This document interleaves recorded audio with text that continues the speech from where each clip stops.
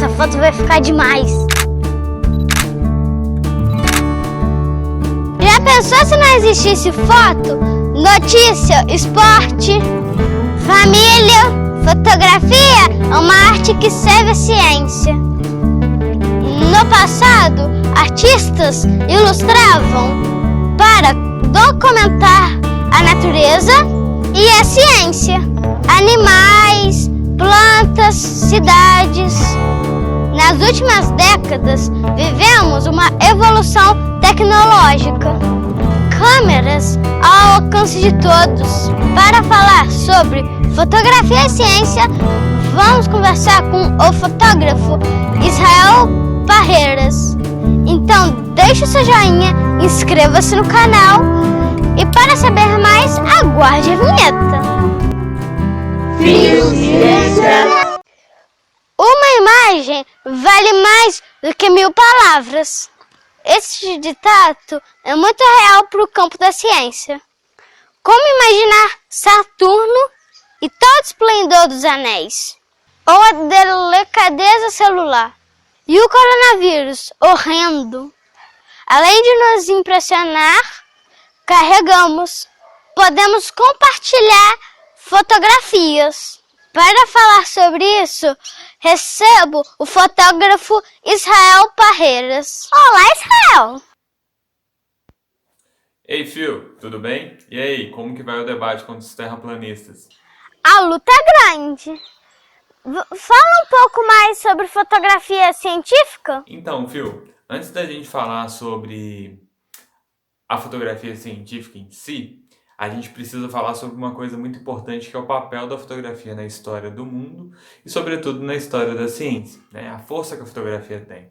Imagina se eu virar para você e falar para você imaginar uma pessoa passando fome.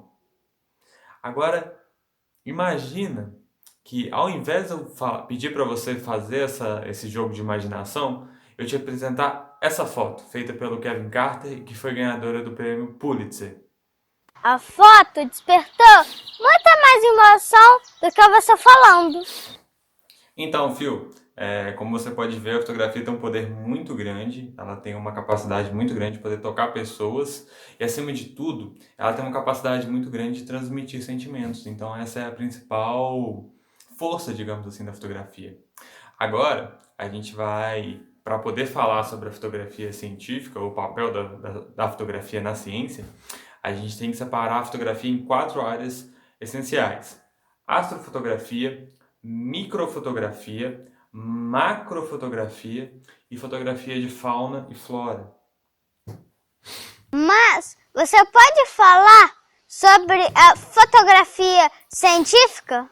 Vamos falar então sobre a macrofotografia. Então, Phil, a macrofotografia, ela é uma ampliação daquilo que o olho humano consegue ver.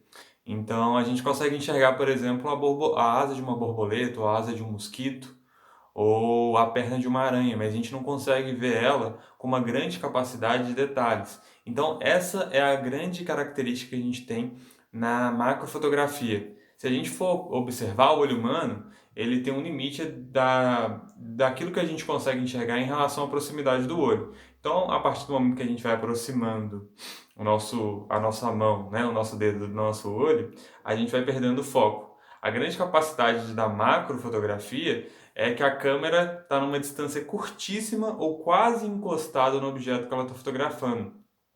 Então, ela é uma ampliação daquilo que o olho humano consegue ver. E aí a gente vai ver agora alguns exemplos da macrofotografia.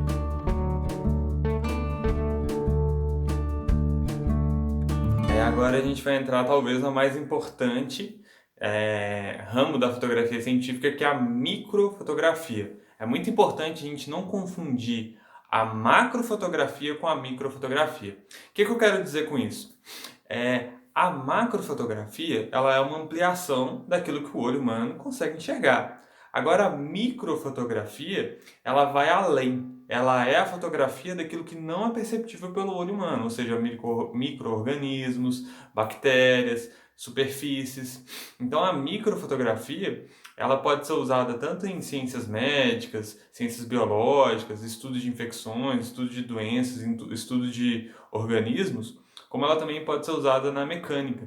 Muitas superfícies, quando elas são construídas, elas passam por uma análise microscópica, que é para ver o nível da rugosidade, que é como se a gente diria na ciência mecânica, a qual eu também sou formado, que é a lisura de uma superfície. Então, além da microfotografia ter um papel essencial na questão da análise de organismos vivos, no estudo de doenças, no comportamento de organismos mediante algum tipo de vírus ou infecção, e no estudo da evolução humana, a gente também tem essa aplicação da microfotografia no estudo mecânico, na aplicação e na análise da rugosidade, por exemplo.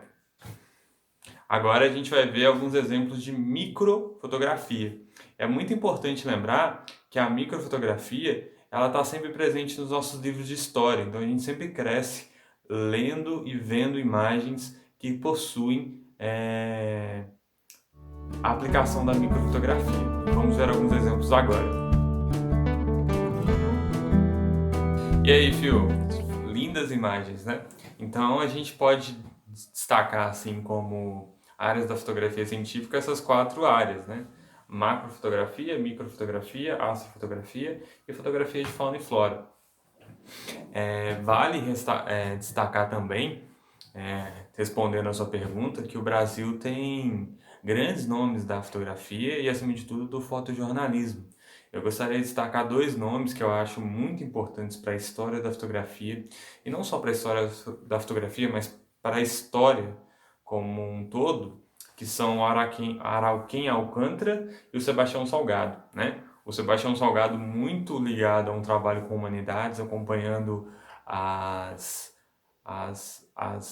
manifestações humanas, né? Os movimentos humanos ao longo da história. Ele se destacou por acompanhar a migração e a mudança de homens, seja em busca de emprego, seja fugindo da guerra, seja fugindo da fome. E é o meu fotógrafo predileto, foi uma das pessoas que fez eu me apaixonar pela fotografia, e segue alguns dos trabalhos dele aí pra gente poder ver, né? Ele passou muito tempo fotografando o homem, mas em seus últimos trabalhos, chamados Gênesis, ele se destacou por mostrar que uma grande parte do planeta Terra ainda está intocada, né? Ela ainda está intacta, o homem ainda não teve contato.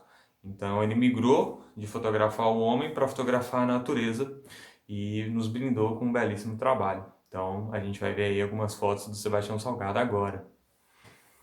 E além do mestre e grande homem chamado Sebastião Salgado, que vale ressaltar um grande defensor da natureza, ele construiu um instituto chamado Instituto Aimorés, que faz um grande e belíssimo trabalho de reflorestamento na cidade de Aimorés também.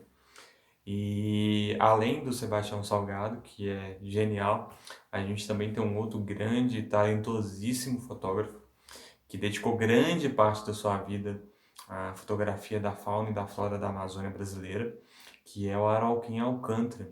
As imagens dele são incríveis, é muito tocante, é muito importante a gente acompanhar esse fotógrafo que está com uma grande parte da vida dedicada à cobertura e ao relato de um dos maiores bens que a humanidade tem e, sobretudo, um dos maiores bens que nós, como povo brasileiro, temos, que é a Amazônia.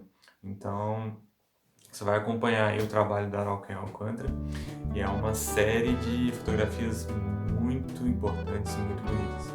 Então, olha aí, Phil. Poxa, Israel, que legal! Parabéns pelo seu trabalho! Então é isso, Phil. Muito obrigado pela participação, muito bacana poder participar do canal. Um abraço grande para você.